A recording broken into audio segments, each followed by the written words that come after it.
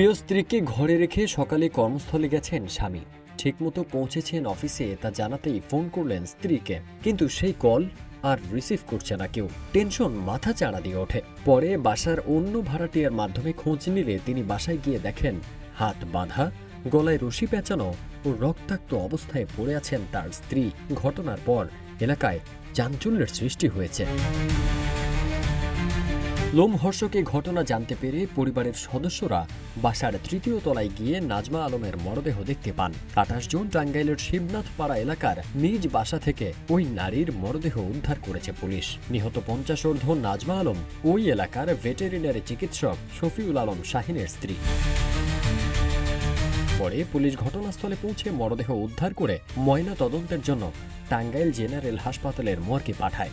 যদিও হত্যাকাণ্ডের কারণ সম্পর্কে তাৎক্ষণিকভাবে কিছু জানা যায়নি।